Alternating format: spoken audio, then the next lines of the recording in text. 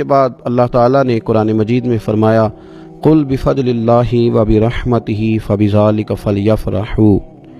फरमाया महबूब अलैहिस्सलाम आप इनसे फरमा दीजिए कि जब अल्लाह का फजल और उसकी रहमत मिले तो चाहिए कि उस पर खुशी मनाएं। इस्लाम खुशी का, मुसर्रत का, राज़ी होने का पूरा मौका फराहम करता है। इस्लाम ये कहता है कि अल्लाह के फजल और उसकी रहमत के मौके पर तुम्हें इजहार मुसर्रत करना चाहिए, खुश होना चाहिए, लेकिन ये कि हमें खुशी के तरीके भी बतलाता है इस्लाम। अब हमने ये किया है कि हमने अपने दुखों का रिश्ता तो अपने दीन के साथ जोड़ लिया है। किसी के इंतकाल पर तो कुरान पाक की तिलावत होती है, वज़ाइफ पढ़े जाते हैं, इसाले सवाब की तकरीबात के अंदर तो तिलावत होती है, नात होती है, वाज़ और नसीहत की मजालस होती हैं। लेकिन जब खुशी का मौका आता है तो फिर हम दीन से दूर हो जाते हैं। हमने दुख सारे दीन से वाबस्ता कर लिए और सुखों के मौके पर बिल्कुल हम दीन को ना सिर्फ ये कि भूल जाते हैं, बल्कि महसूस होता है कि जैसे हम सिर्फ अपनी बरादरी, कबीले और इलाके के रस्म व रिवाज के पाबंद रह गए हैं। बड़े बड़े हाजी, नमाजी, नेक, अच्छे कहलाने वाले लोग भी थोड़ी सी अदम तवज्ही का इजहार करते हैं और वो चीज़ बड़ी तकलीफ़ का बायस बनती है कि क्या रब रसूल से सिर्फ दुखों का रिश्ता है। माज़अल्लाह हर कौम कोई ना कोई त्यौहार मनाती है और लोग चूँकि मुआशरा इनफरादी सतह पर भी राज़ी रहना चाहता है और इज्तिमाई माहौल भी फराहम करना चाहता है। कौमें बड़े बड़े त्यौहार मनाती हैं, मेलों का बंदोबस्त करती हैं, दिन मनाए जाते हैं। इस्लाम के अंदर भी दिन मनाए जाते हैं और बड़ी करीब एक दिन आने वाला है जिसे ईद उल फितर कहा जाता है। लेकिन इस्लाम के त्यौहार बाकी कौमों को ये बताते हैं कि त्यौहार मनाए किस तरह जाते हैं। तो सबसे पहले तो ये याद रखें कि इस्लाम के अंदर जब ईद आती है तो उसका कोई मकसद है और हमने ईद को किस तरह मनाना है, ये सारा कुछ हमारा दीन हमें बताता है। पहले तो ये आप देखें कि ईद मुसलमान ने किस तरह मनानी है। सवेरे जब उसने उठना है तो उसने फजर की नमाज के बाद दोबारा से तैयारी करनी है, गुस्ल करना है, साफ लिबास पहनना है, खुशबू लगानी है और करना यह है कि नमाज के लिए जाना है। उसके ईद का आगाज, उसके इस खूबसूरत त्यौहार का आगाज अल्लाह तबारक व तआला की इबादत से हो रहा है। और ईद मना कब रहा है? रमजान के 30 रोजे पूरे करने के बाद या 29 का चांद देखने के बाद। तो सबसे पहले हमें ये बताया जा रहा है कि जब तुम ईद मनाओगे तो तुम सजदा शुक्र के साथ मनाओगे, अपने रब के साथ जुड़ के मनाओगे, अल्लाह तबारक व तआला की इबादत के साथ मनाओगे। तो उसमें कोई शोर होगा नहीं, कोई रैलियां नहीं, कोई जुलूस नहीं, कोई पटाखे नहीं, कोई गाना बाजा नहीं। अल्लाह की इबादत के साथ बताया जाएगा कि तुम्हारा जो त्यौहार है वो तहजीब का, शाइस्तगी का, खूबसूरती का, नज़्म व नस्क का एक बेहतरीन जरिया। तुम बड़े राजी जब होगे तो फिर भी तुम अपना सारी झुकाओगे रब की बारगाह में, फिर भी तुम यही कहोगे सुभान रब्बी अल अज़ीम, फिर भी तुम यही कहोगे सुभान रब्बी अल आला, फिर भी तुम उसकी बारगाह में जबीन नियाज झुकाओगे। पहली बात। दूसरी बात, हमें पैगाम में ईद ये है कि ये जो तुम्हारे पास ईद का दिन आया है ये इज्तिमाइयत का दिन है। आप जब सफ में खड़े होंगे नमाज ईद के लिए तो क्या अमीरों की सफ़ें अलग होंगी, गरीबों की अलग होंगी? क्या पढ़े लिखों की अलग होंगी और अनपढ़ लोगों की अलग होंगी? क्या कबीलों की अलग होंगी और दूसरे कबीले की अलग होंगी? ऐसा नहीं, एक ही सफ में खड़े हो गए महमूद वयाज। ना कोई बंदा रहा, ना कोई बंदा नवाज, साहिबो मोहताजो गनी एक हुए और तेरी सरकार में पहुंचे तो सभी एक हुए। इज्तिमाइयत का इजहार है, इज्तिमाइयत का। ईद का पैगाम इज्तिमाइयत का इजहार। और फिर नमाज ईद खत्म हुई तो सब ने एक दूसरे को गले लगाया।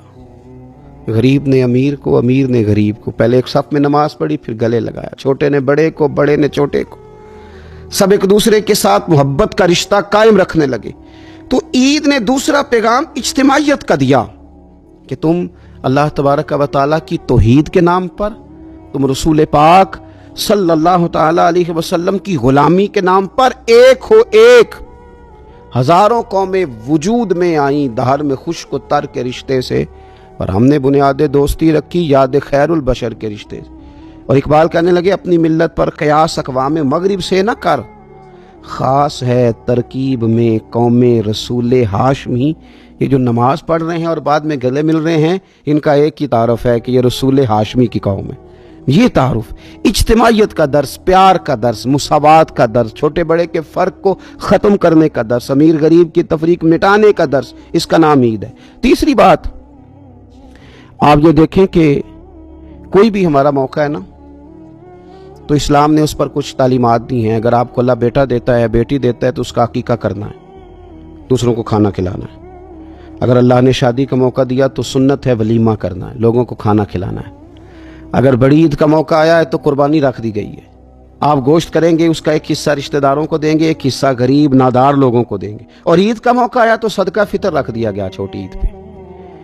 اور صاحب نصاب پر زکوٰۃ بھی فرض کر دی گئی جو بالعموم رمضان میں ہی دی جاتی ہے.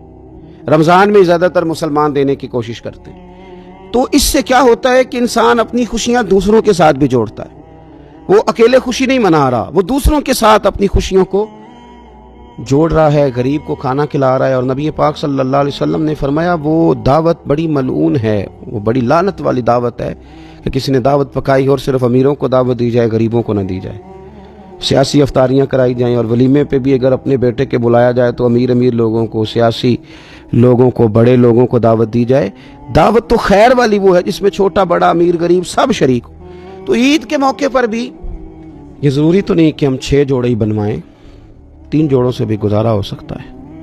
اس طرف بھی تھوڑی توجہ کر لیں کہ جس گھر کے اندر 1 جوڑا بھی خریدنا مشکل ہے, یہ کوئی ضروری تو نہیں کہ 10 جوڑے ہی خریدے جائیں, 2 پہ بھی گزارا ہو سکتا ہے. 3 جوتے لینے کی بجائے 1 سے بھی عید گزر جاتی ہے, لیکن تھوڑی سی توجہ اگر غرباء کی طرف بھی کر لی جائے, مساکین کی طرف.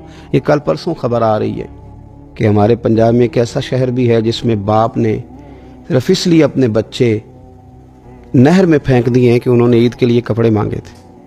اس قسم کی داستانیں جس قوم کے اندر موجود ہوں تو وہ قوم پھر کسی کا خیال ہی نہ کرے, وہ سارا مال اپنے اوپر ہی خرچ کرنا چاہے, اسے احساس ہی پیدا نہ ہو کہ کسی اور کو بھی ضرورت.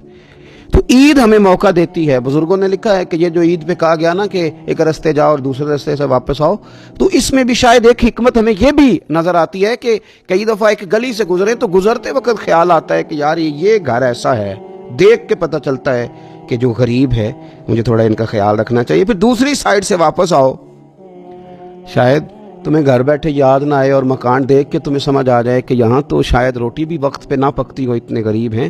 تو اسلام نے ہر چیز میں حکمت رکھی, اور صرف عید کے موقع پہ نہیں, مستقل آپ غرباء کے, مساکین کے سرپرست بننے کی, معاون بننے کی کوشش کریں, رسمی طور پر نہیں. پچھلے سال نا عید گزری تو مجھے ایک دوست نے ایک پنجابی کا شعر بھیجا. اس نے کہا حضرت جی اس کو ذرا ضرور پڑھیں. تو شعر بڑا انوکھا تھا. وہ شعر کیا تھا؟ اور راشن ونڈن والے لوکو, او راشن ونڈن والے لوکو, او عیدوں بعد بھی بھوک لگ دیجئے.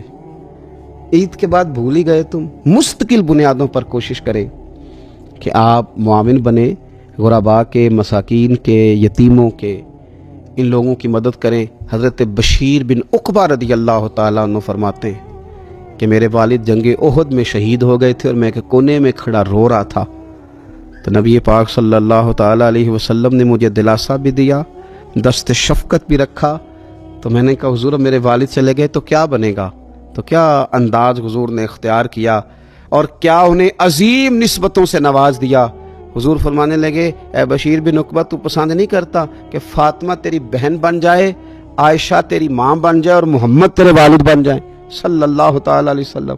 مستقل تجھے رشتے نہ دے دیے جائیں, مستقل تجھے سہارا نہ دے دیا جائے, مستقل بنیادوں پر ہی تیرا خیال نہ رکھا جائے. تو عید پر, رمضان میں بالعموم اور عید کے بعد بھی کوشش فرمائیں کہ آپ مستقل بنیادوں پر غرباء اور مساکین کا خیال کریں. اللہ تبارک و تعالی ہمیں عید کے پیغام کو بھی سمجھنے کی توفیق عطا فرمائے. آخر دعوانا یعنی الحمدللہ رب العالمین. تو ہمارے ہاں کچھ لوگ سمجھتے ہیں کہ سخاوت صرف رمضان میں ہی کرنی ہے, اور رمضان میں ثواب زیادہ ہے, ورنہ راشن ونڈن والے لوگ کو عیدوں بعد بھی بھوک لگ دیجئے. عید کے بعد بھی اسی طرح ہی غریب کے ساتھ پیٹ ہوتا ہے, لیکن توجہ نہیں کہ مہنگائی اور سختی کے اس دور میں اپنے مسلمان بھائیوں کا, عزیزوں کا, اہل محلہ کا ہاتھ بٹائیں, پیار کریں. علم کا لغوی معنی جاننے کے ہوتے ہیں. علم حاصل کیا جاتا ہے کسی چیز کی معرفت کو حاصل کرنے کے لیے. جب ہم کوئی علم حاصل کرتے ہیں تو ہم یہ چاہتے ہیں کہ ہمیں اس چیز کے نفع اور نقصان کا پتہ چل جائے. اور جب ہم دینی علم حاصل کرتے ہیں تو اس کا مقصد یہ ہوتا ہے کہ ہمیں رذائل اور خسائل ان دونوں کی خبر ہو جائے. خیر کیا ہے شر کیا ہے اس میں تمیز کا ملکہ ہمیں نصیب ہو جائے، اچھائی اور برائی کھل کر ہمارے سامنے واضح ہو جائے، یہ مقصود ہوتا ہے علم سے۔ علم سے، تعلیم سے مقصد زیادہ باتیں کرنا نہیں ہوتا۔ ایک آدمی بہت زیادہ باتیں کرتا ہے تو شاید بڑا عالم ہے، ایک شخص بہت زیادہ گفتگو کرتا ہے تو اس کے پاس معلومات زیادہ، ایسا نہیں، بلکہ حضرت عبداللہ ابن مسعود رضی اللہ تعالیٰ عنہ سے جب کسی نے پوچھا تھا کہ بڑا عالم کون ہوتا ہے تو آپ فرمانے لگے جو رب سے زیادہ ڈرے وہ بڑا عالم ہے۔ اور دلیل انہوں نے یہ دی کہ اللہ کریم نے قرآن مجید میں فرمایا ہے کہ انما یخشی اللہ من عبادہ العلماء، اللہ کے بندوں میں سے جو عالم ہیں وہ رب سے ڈرتے ہیں۔ تو دینی تعلیم، اس کی معلومات حاصل کرنے کی کوشش کریں، صحیح کریں۔ قرآن مجید کی ایک آیہ کریمہ کا کچھ حصہ جو میں نے تلاوت کیا، اس میں اللہ کریم نے فرمایا اپنے محبوب سے، کہا وَقُلْ رَبِّ زِدْنِی عِلْمًا، اے محبوب آپ میری بارگاہ میں یہ دعا مانگیں، آپ یہ عرض کریں کہ اے رب میرے علم میں اضافہ کر دے، اے مالک میرے علم میں اضافہ کر دے۔ بہت ساری چیزیں ایسی ہوتی ہیں جن کی زیادتی ٹھیک نہیں ہوتی، وہ زیادہ ہو جائیں تو نقصان کرتی ہیں، لیکن علم ایک ایسی چیز ہے کہ جس کے بارے میں رب کریم نے کہا کہ محبوب آپ دعا مانگیں کہ آپ کو زیادہ علم دیا جائے۔ اور پھر علم ایک ایسی چیز ہے کہ کوئی بھی آدمی یہ دعویٰ نہ کرے کہ میں نے اب بڑا حاصل کر لیا ہے، میری اب تکمیل ہو گئی ہے، میں اب مکمل ہو گیا ہوں۔ جن کو اللہ نے غیب کے خزانوں کی کنجیاں دی ہیں نا، ان سے بھی رب کریم نے کہا ہے کہ محبوب آپ دعا کریں کہ مالک میرے علم میں اضافہ کر دے۔ تو جب وہاں تک یہ بات ہے تو پھر عام آدمی کو بھی چاہیے کہ وہ اپنی معلومات میں اضافے کا شوق پیدا کرے۔ اور تیسری بات یہ کہ جو حضور کے علم شریف پر بات کرتے ہیں وہ بھی اس آیت سے سیکھیں کہ حضور کا علم تو ہر روز رب اس میں اضافہ فرما رہا ہے، تو ہر روز اضافہ ہو رہا ہے، وَلَلْآخِرَةُ خَيْرٌ لَكَ مِنَ الْأُولَىٰ، ہر روز ترقی ہو رہی ہے حضور کے علم شریف کی بھی۔ تو ہمارے ہاں زیادہ تر لوگ بات اس لیے سیکھتے ہیں کہ میں کوئی کہیں سے مسئلہ سیکھوں گا پھر جا کے اپنی مسجد کے امام کو تنگ کروں گا کہ وہاں تو میں یہ سن کے آیا ہوں تو یہاں یہ کام کیوں نہیں ہوتا۔ میں کوئی بات سیکھوں گا تو پھر میں اس سے بحث کا دروازہ کھولوں گا۔ علم کا مطلب ہی اپنے آپ کو سنوارنا ہے، معلومات حاصل کرنے کا مطلب یہ کہ آپ کے عمل میں پختگی آئے، آپ کے کردار میں پختگی آئے، آپ نے جو سیکھا ہے آپ اس کے مطابق اپنے آپ کو ڈھالیں۔ مسلم شریف میں موجود ہے، نبی پاک صلی اللہ علیہ وسلم نے دعا مانگی ہے، اے اللہ میں اس علم سے تیری پناہ مانگتا ہوں جو علم تو ہو پر نفع والا نہ ہو۔ جس بندے کے علم نے اسے نفع نہیں دیا، وہ کچھ سیکھ نہیں سکا اس سے، تو اس کا علم کسی کو کیا نفع دے گا؟ جب خود سے اس نے، اور صوفیہ کرام تو فرماتے ہیں کہ جو لوگ بڑی معلومات حاصل کر لیں، بڑی باتیں سیکھ لیں، پنچایت میں کسی کو بولنے نہ دیں، گھر میں کسی کو بولنے نہ دیں، بہت سارے لوگ تو علماء کو بھی مشورہ دیتے ہیں، بڑی باتیں کرے لیکن عمل کے لحاظ سے بندہ زیرو ہو تو اہل دل فرماتے ہیں اس کی صحبت سے بچو۔ اسے بڑا پتہ ہے، بڑی باتیں آتی ہیں، بڑی باتیں کرتا ہے، لیکن گفتگو کی حد تک تو بہت بڑا ہے، عمل کے معاملے میں صفر ہے۔ بہت سارے لوگ مسجد کے اجرے میں میٹنگ ہو رہی ہوتی ہے اور وہ لمبی دلیلیں اور مشورے دے رہے ہوتے ہیں، نماز کا ٹائم آ جائے تو اٹھ کے چلے جاتے ہیں، کہتے ہیں میں اپنے محلے دی مسجد پڑھنی ہے۔ کئیوں کو کام یاد آ جاتا ہے۔ فرمایا کہ شخص کے پاس معلومات بڑی ہوں لیکن عمل کے معاملے میں بندہ زیرو ہو تو اسے بچنا کیوں؟ اس لیے کہ اگر پڑھا لکھا آدمی بے عمل ہونا تو وہ اپنی بے عملی پر بھی دلیلیں پیش کرتا ہے۔ وہ کہتا ہے میں یہ کام نہیں کرتا تو یہ میرے پاس دلیل ہے، وہ تو بے عملی کو بھی مزین کر دے گا معاذ اللہ۔ تو دینی تعلیم ایک تو حاصل اس لیے کریں کہ ہم نے اپنے آپ کو سنوارنا ہے، اور دوسرا علم کا شوق طبیعت میں ہو۔ لیکن نا اللہ کے حبیب صلی اللہ علیہ وسلم نے فرمایا ہے کہ جو علم کے رستے پہ چل پڑا وہ جنت کے رستے پہ چل پڑا ہے۔ جمعوں میں، محفلوں میں کانوں کے ذائقے کے لیے نہ آئیں، اس لیے آئیں کہ میرے علم میں، میرے عمل میں یہ کوئی اضافے کی بات بنے گی، میں کوئی نصیحت حاصل کروں گا تو میرے دل کا زنگ اترے گا۔ ہمارے ہاں یہاں لوگ مزے کے لیے آتے ہیں اور آج کل لوگ فوٹو کے لیے آتے ہیں۔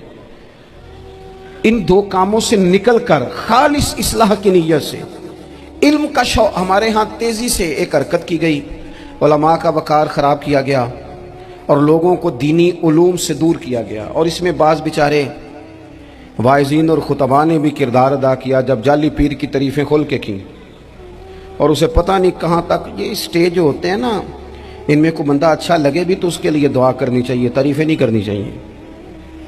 تعریفیں اس کا کوئی فائدہ نہیں ہے، اس بندے کو تو دعا کا فائدہ ہے، اگر آپ کو اچھا لگ رہا ہے تو اسے دعا دیں، اس سے زیادہ کچھ نہیں کریں۔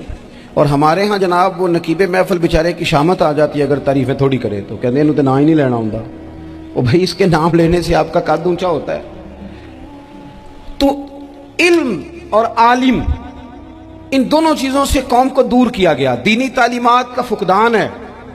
جو میٹرک تک لوگ 60-70 کتابیں پڑھ جاتے ہیں انہیں بھی قرآن پاک ٹھیک سے نہیں پڑھنا آتا، دور کیا گیا۔ آپ مجھے بتائیے، چلیں ایک مسجد ہی آپ دیکھ لیں، اس مسجد کے اندر اگر ایک طرف ایک عالم دین مشکات شریف کھول کے بیٹھے ہوں، حدیث پاک کا درس ہو رہا ہے، یا بہار شریعت کھول کے بیٹھے ہیں، فقہی مسائل بیان کیے، اور اسی مسجد میں ایک بابا جی جبہ پہن کے تگڑا سا بڑی سی پگڑی باندھ کے اور 500 دانے والی تسبیح لے کے بیٹھے ہیں، اب ایک بندہ اندر آتا ہے تو وہ کدھر جائے گا، عالم کی طرف کہ بابا جی کی طرف؟ وہ کیوں جا رہا ہے بھلا بابا جی کی طرف؟ وہ اس لیے کہ ہم نے اسے یہ بتایا ہی نہیں کہ جس طرح سبحان اللہ سبحان اللہ سبحان اللہ پڑھنا عبادت ہے نا، اسی طرح دارابا دارابا پڑھنا بھی عبادت ہے۔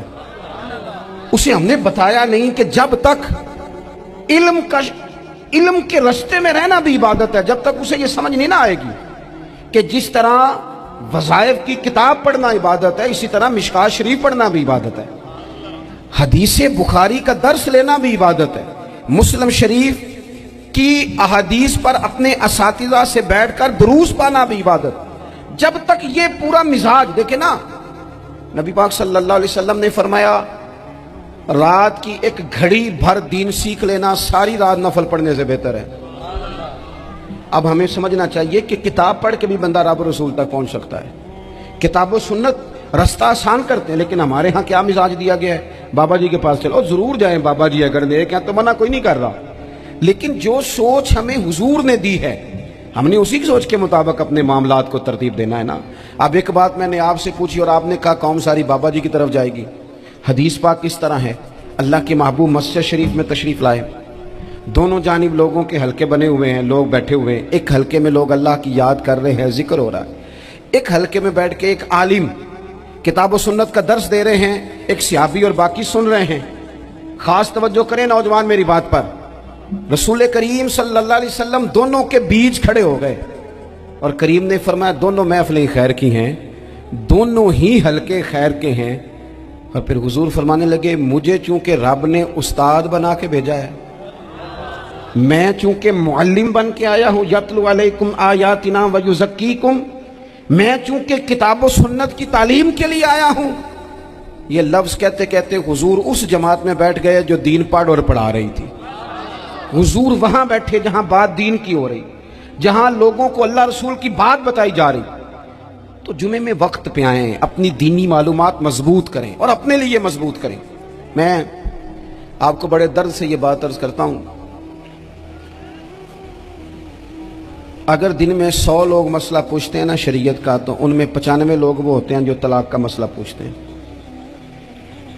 والد صاحب نے، بیٹی کے والد صاحب نے 2 مہینے پہلے آرڈر دیا ہوتا ہے فرنیچر کا، بیٹے کی شادی ہو تو مہینہ پہلے شیروانی والے کو بھی کہنا پڑتا ہے، گاڑیاں بک کرانی پڑتی ہیں، میرج ہال بک، یہ سارے لوازمات ہم کرتے ہیں، سارا کچھ کیا، گاڑی سے گھر بسنا ہے، میرج ہال سے بسنا ہے، فرنیچر سے بسنا ہے، ہم نے سارا کچھ ان کو بتایا، لیکن کاش 2 گھنٹے بچی کسی معلمہ کے پاس جاتی، بچہ کسی استاد کے پاس جاتا، نکاح طلاق کے مسئلے بھی سیکھتے۔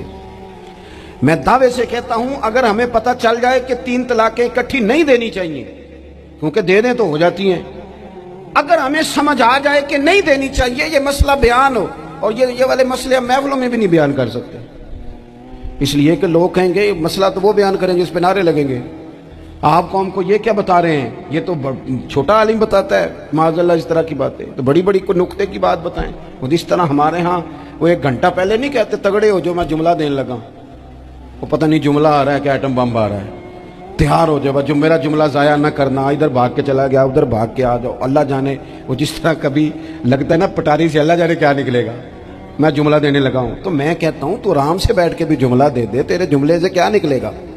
और तू जुमला ना दे, हमें कोई आयत दे, तू जुमला छोड़ हमें कोई हदीस पाक सुना।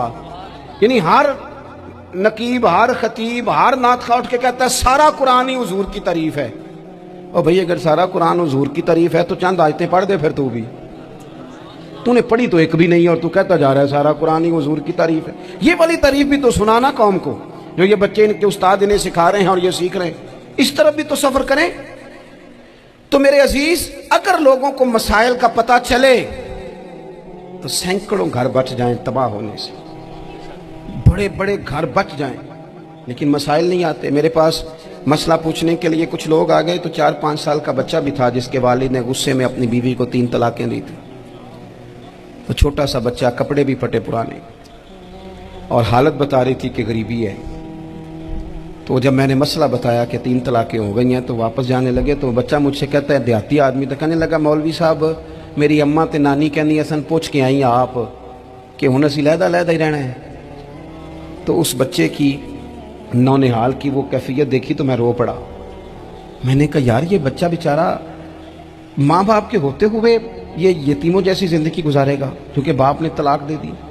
किस तरह मसाइल नहीं बताए लोगों को, तालीम से आगाही नहीं किया। और इसमें बहुत बड़ा जुल्म है उन लोगों का भी जो जनाजे पे खड़े होके तो कह देते हैं, मेरी तरह के लोग अच्छे उलमा की बात नहीं करता, वो कह देते हैं देखो जी लोगों को जनाजा नहीं आता। भैया आपने किस दिन इशा के बाद क्लास लगाई थी जनाजा सिखाने की? ये तो आपने कह दिया लोगों को कुरान जी ठीक नहीं आता। तो यहाँ तो बेचारी बीबियां जिनको सही पढ़ना नहीं आता वो मिशन बना लेती हैं कि मैंने इतने 100 को कुरान पाक पढ़ाना है, बेवा हो गई हूँ, तलाक याफ्ता हो गई हूँ, सारी जिंदगी कुरान पढ़ाऊंगी। हम क्यों ये मिशन नहीं बनाते, क्यों इस तरफ सफर नहीं करते? एक तो दीनी मालूमात में, दीनी उलूम में अपने आप को लगाएं और ज़ौक़ पैदा करें कि जो चीज़ें मुझे नहीं आती मैंने वो सीखनी है, जो मामलात मुझे नहीं आते मैंने उनकी तरफ सफ़र करना है। एक तो अपना ये मिजाज बनाएं। और जब आप दीनी उलूम सीखते हैं तो पता है कौन सा मंजर कायम होता है? मंजर वो बनता है कि हज़रत अबू हुरैरा भी दीन सीखा करते थे, हज़रत अब्दुल्ला इब्न उमर भी असहाबे सुफ़ा में रहा करते थे, हज़रत अनस बिन मालिक भी रहा करते थे। और ऐसा मंजर बनता है कि हज़रत सैयदा खतीजतुल कुबरा रज़ी अल्लाह ताला अन्हा फरमाती हैं, सैयदा फातिमा हुजूर की गोद में बैठी होती थी और नबी पाक से बातें पूछती थी और हुजूर उन्हें बता रहे होते थे। सैयदा आयशा हुजूर से दीन की बातें पूछती। चौथा हिस्सा हमारी फिका के उसूल हजरत फातिमा की, हजरत आयशा सिद्दीका की मरवियात पर मबनी है। अगर हमारी बच्चियां छोड़ दें डाइजेस्ट पढ़ना, छोड़ दें इधर उधर की मूवी देखना और वो किताब व सुन्नत पर आ जाएं तो बहुत सारे मसाइल ऐसे हैं जो उलझने से पहले ही सुलझे हुए हों। दीनी तालीम का मिजाज और ज़ौक़। और दूसरी आयत करीमा मैंने तिलावत की, अल्लाह करीम ने कुरान मजीद में फरमाया, या अय्युहल्लज़ीना आमनू कू अनफुसकुम व अहलीकुम नारा, ईमान वालों खुद भी दोज़ख की आग से बचो और अपने घर वालों को भी बचाओ। ओ वालिद, वो माँ जो बच्चों को भूख से बचाने के लिए मेहनत करती है, उनको मायूसी से बहुत सारे माँ बाप ऐसे होते हैं जिनके पास कपड़े लेने के पैसे नहीं होते ईद पे। क्यों? अजान शुरू होगी। अजीज़ भाई, जिस तरह हम अपने बच्चों को देखें, बहुत सारे माँ बाप के पास गुंजाइश नहीं होती, लेकिन इस नीयत से कि बच्चों के दिल टूट जाएंगे, ईद पे कैसे गुजारा करेंगे, मुश्किल से भी कपड़े खरीद के देते। इस तरह हम अपने बच्चों को भूख से, प्यास से, मायूसी से बचाते हैं। इस तरह हमारे रब ने हमारे ज़िम्मे लगाया है कि तुम अपने बच्चों को कोशिश करो दोज़ख की आग से बचाने की। हज़रत उमर फ़ारूक रज़ी अल्लाह ताला अन्हु ने अर्ज़ किया था, या रसूल अल्लाह सल्लल्लाहु ताला अलैहि वसल्लम, इस आया करीमा का माना क्या है? तो महबूब करीम अलैहिस्सलाम ने फरमाया, उमर, जिन चीज़ों का अल्लाह तुम्हें हुक्म देता है तुम अपने घर वालों को उन चीज़ों का हुक्म दो। जिन चीज़ों से रब रसूल तुम्हें मना करते हैं अपने घर वालों को उनसे रोको। अपने घर के अंदर निफाज़े दीन करने की कोशिश करो। मेरे भाई, बहुत ज़्यादा आजमाइश है हमारे घरों में, बेचैनियाँ हैं, इज़्तिराब है, बच्चों में सख्ती है, बहन भाई एक दूसरे के साथ लड़ते हैं, मिजाजों में तलखी आ गई। क्यों भला? इसलिए कि माँ बाप को जो बेहतरीन किरदार और जो हसीन तरीका घर में अपनाना चाहिए था, बच्चे तकरीर बाहर से सुनते हैं लेकिन वो फॉलो अपने माँ बाप को करते हैं। अगर माँ बाप में हौसला हो, सब्र हो, इत्मीनान हो, खुददारी हो, تھوڑے پر گزارا کرنے کا مزاج ہو. دیکھیں نا آج ڈپریشن ہے, ٹینشن ہے, پینکس اٹیکس ہیں, بڑی ساری چیزیں آ گئی. کیوں بلا؟ صبر نہیں, تحمل نہیں, بردباری نہیں. آزمائے. ایک دن ایک بچہ میرے پاس آ گیا مدرسے کا اور آ کے وہ رونے لگا. میرے گھر والے کہنے لگے کھانا چھوڑ دیں, پہلے اس کی بات سن لے. میں نے کہا پتر کیا ہوا؟ کسی نے مارا ہے کسی استاد نے؟ کہنے لگے نہیں حضرت, گھر فون کیا تھا تو میری اماں اور ابا کی لڑائی ہو رہی ہے. بچہ کانپ رہا ہے, ٹانگیں کانپ رہی ہیں. میں نے کہا کیا ہو کیا گیا تمہیں پتر؟ لڑائی ہو رہی ہے تو گھروں میں ہو ہی جاتی ہے. کہنے لگے نہیں آپ کو پتہ نہیں, وہ بڑا سخت لڑتے ہیں. میرے والد جب میری والدہ کو مارنے کے لیے آگے بڑھتے ہیں تو ہم سارے چارپائیوں کے نیچے چھپ جاتے ہیں. ہمیں خوف آتا ہے, وہ منظر خطرناک ہوتا ہے. یہ کون تکلیف دے رہا ہے اپنے بچوں کو؟ یہاں بیٹھے ہمارے ہاں میلوں دور رہتے تھے اس کے گھر والے, تو وہ تکلیف میں تھا, تو گھر میں کیا کیفیت ہوگی؟ اگر حوصلہ ہو, صبر ہو, قناعت ہو, اللہ کے دیے ہوئے تھوڑے رزق پر ہمیں راضی رہنا آتا ہو, ہمارے گھروں میں سکون آئے, اطمینان آئے. ہم جو زندگی بڑی خوشی خوشی گزار سکتے ہیں, ہمارے مزاجوں کا لالچ, ہماری طبیعتوں کی بے راہ روی, ہماری جھوٹی انا کا بت, ان ساری چیزوں کو ختم کر دیتا ہے. اپنی زندگی کے اندر اگر ہم وہ کردار اپنے بچوں کو دیں جس کردار میں موبائل بھی ہو, جس میں گاڑی بھی ہو, جس میں پیسے بھی لا کے ابا دراز میں رکھتا ہو, لیکن والد کا گھر میں مصلی بھی موجود ہو, اس کی کوئی تسبیح بھی ہو, وہ یہ بھی کہتا ہو کہ خدا نے اپنے فضل سے آج 5,000 دیا ہے تو اس میں 1,000 غریبوں کا بھی ہے, اس میں تھوڑا سا میں نے اللہ کی رضا کے لیے بھی رکھا ہے. اگر کوئی مشکل آ جائے تو وہ باپ اور ماں کو صبر کرتا ہوا دیکھتے ہو. اگر ایک باپ کر بات کرے تو دوسرا برداشت کرتا ہو. خدا را اپنی اولادوں کو اس اذیت کا شکار نہ کرو. اپنے گھروں کے اندر وہ خودداری, وہ پیار, وہ وقار, وہ محبت, وہ انداز. آپ تھکے ہوئے ہیں کوئی شک نہیں, آپ بہت سارے مسائل کا باہر شکار ہوں گے کوئی شک نہیں, لیکن آپ باہر سے تھک کے آئے ہیں. اور اگر آپ باہر اپنی فیکٹری کے مالک ہیں اور دفتر کے بڑے ہیں تو گھر میں بھی تو آپ بڑے ہیں نا. آپ کی ماں بھی تو انتظار کر رہی ہے, اس نے بھی تو دکھڑا سنانا ہے نا آپ کو. آپ یہ دیکھیے کہ آپ کے بچے بھی تو انتظار کر رہے ہیں, وہ چاہتے ہیں کہ ابا آ کے بیٹھے تو ہم ان کے سینے پہ چڑھ کے تھوڑا کھیلے. آپ کی اہلیہ منتظر ہیں. کچھ باتیں بیوی کسی اور سے نہیں کہہ سکتی, صرف اپنے شوہر سے کہتی ہے, لیکن وہ تو آتے ہی جلال میں آ گئے صاحب. وہ کہنے لگے تو بڑی نالائق ہے, میں تھکا ماندہ آیا ہوں اور تو نے مجھے کہانی سنا دی ہے. وہ اس خاتون سے شدت کے ساتھ پیش آنے لگے. میرے رسول پاک کی حیات نور کو دیکھو, حضرت ام ایمن حضور کی رضائی والدہ ہیں, ان کی بھی خدمت ہو رہی ہے. حضرت حلیمہ سعدیہ آ رہی ہیں تو خدمت ہو رہی ہے. حضرت عباس حضور کے چچا ہیں تو کریم فرماتے ہیں میرے چچا ہیں باپ کی جگہ پہ. حضور دوست احباب صحابہ غلاموں سب کے ساتھ پیار کر رہے ہیں. 9 ازواج مطہرات ہیں گھر کے اندر, اور کیفیت یہ ہے کہ حضور صرف ان کی ضرورتوں کا ہی خیال نہیں کرتے, خواہشات کا ہی خیال نہیں کرتے, بلکہ میرے کریم کا طریقہ یہ ہے کہ کوئی بندہ آج بول کیا رہا ہے, وہ کہاں کھڑا ہے آج, اس کے جملے کس طرح کے, اس کا لہجہ کس طرح کا ہو گیا ہے, اور اسے ٹھیک کیسے کرنا ہے. محبوب اس کا خیال فرماتے, توجہ کرتے. میں کہتا ہوں کہ ہم سب کو شوق آیا ہے آرام کرنے کا. میں صبح 11 بجے سے پہلے اپنے گھر سے نکل آیا تھا, اور یہ وقت آ گیا ہے اور رات کو خدا جانے کس وقت گھر پہنچنا ہے. کئی دفعہ کیفیت یہ ہوتی ہے کہ گاڑی سے اترتے ہیں تو پھر دل کرتا ہے کہ کوئی اٹھا کے چلائے نہ کبھی. اس کے باوجود بہت سارے لوگ ناراض رہتے ہیں کہ ہم سے مل کے نہیں گئے, فوٹو نہیں کھنچوا کے گئے, فلانی جگہ چائے نہیں پی کے گئے. یہ تسلسل ہے. لیکن میں جتنا مرضی تھکا ماندہ گھر جاؤں گا نا, کبھی ایسا نہیں ہوا کہ میں گھر جاؤں تو بڑی ٹینشن میں جاؤں. میری گھر والی ایک دن مجھ سے کہنے لگی آپ نے کبھی نہیں کہا کہ میں تھکا ہوا آیا. بندہ تھک بھی تو جاتا ہی ہے نا, کبھی کہاں کرے نا. میں نے اسے کہا پتہ کیوں نہیں کہتا, اس لیے نہیں کہتا کہ میں نہیں چاہتا کہ میرے بچے یہ کہیں کہ ہم نے دین نہیں پڑھنا, ہمارا باپ تو بڑی مشکل میں ہے. ہم اپنے کام کے بارے میں اپنے گھر میں شکوے کرتے ہیں. آپ کسی بچے سے پوچھ لیں کون سا کام کرنا ہے, کہ جڑا ابا جی کر دے رہے ہیں وہ نہیں کرنا. کیوں کہ ابا جی ہر روز تو کہتے ہیں میں بڑا الجھ گیا ہوں, یہ کام بڑا مشکل ہے. میں چاہتا ہوں کہ میں اپنے بچوں کو یہ بتاؤں کہ پتر میں تو جدھر جاتا ہوں پھول ہی پھول ہیں, میں تو جدھر سے گزرتا ہوں محبت ہی محبت ہے, میں تو جدھر سے دیکھتا ہوں دعائیں ہی ملتی ہیں, تاکہ ان کا شوق پیدا ہو. میرے عزیز آپ تھوڑا سا دل بڑا کریں. اگر آپ ایک کی وجہ سے پورا گھر سکون میں آ جاتا ہے تو آپ دل بڑا کیوں نہیں کرتے؟ جگہ ڈھونڈتے ہیں بس مجھے کوئی تنگ نہ کرے، کوئی میری باپ ماں بدولت کوئی پریشان نہ کرے۔ بخاری شریف سنیے، حضرت عائشہ صدیقہ رضی اللہ تعالیٰ عنہ بیٹھی ہیں، حضور فرمانے لگے عائشہ آج ایک بات نہ بتاؤں تمہیں؟ یا رسول اللہ بتائیے۔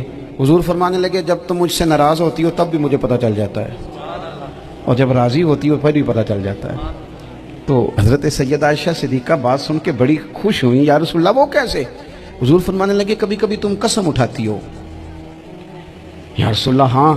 فرمایا جب ہوتی ہو نا راضی خوش تو پھر کہتی ہو مجھے رب محمد کی قسم صلی اللہ علیہ وسلم، پھر تم میرے نام کے ساتھ رب کریم کا نام ملا کے قسم اٹھاتی ہو رب محمد کی قسم۔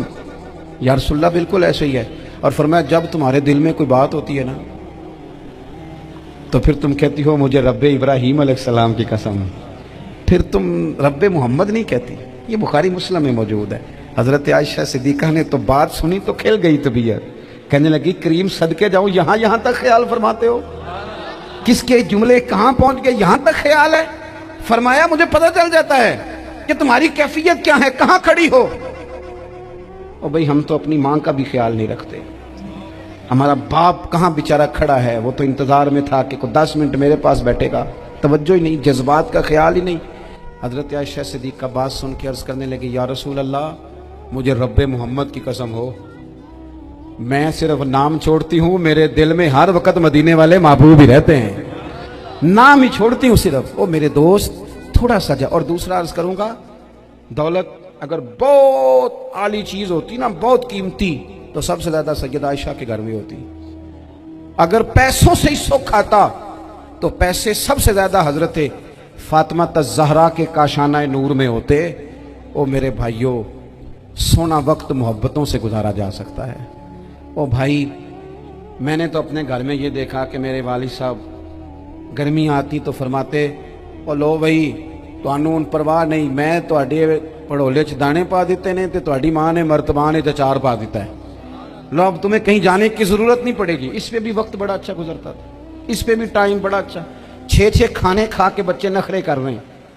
میں نے اپنے والد صاحب سے ایک دن کہا، میں کہ ابا جی تو انہوں پسند کی ہے؟ فرمان لگے پتر جے تے لگی ہوئے بھوک پھر تے ہر شے، اور اگر بھوک نہ ہو تو پھر نخرے نخرے ہیں، پھر کیا پسند ہونا ہے؟ طبیعت نہیں، اپنے گھروں میں اپنے دوستوں میں اطمینان پیدا کریں، اس طرح سے باہر آئیں۔ اور ایک بات اور عرض کرنی ہے، یاد رکھنا تقریر باہر چلتی ہے، گھر میں نہیں چلتی، گھر میں عمل چلتا ہے۔ گھر جا کے آپ لیکچر دینا نماز پڑھا کرو، نماز پڑھا کرو، نماز پڑھا کرو، نماز پڑھا کرو، تو کوئی نہیں پڑھتے گھر والے۔ آپ گھر میں نماز خود شروع کر دیں۔ نبی پاک صلی اللہ علیہ وسلم نے فرمایا گھروں کو قبرستان نہ بناؤ، کچھ نفلی نمازیں گھر میں بھی پڑھا کرو۔ اللہ کے پیارے رسول صلی اللہ علیہ وسلم کا گھر مسجد نبی کے بالکل ساتھ ہے، دروازہ حضور کے گھر کا مسجد میں کھلتا تھا، لیکن نبی کریم صلی اللہ علیہ وسلم کیا کرتے تھے؟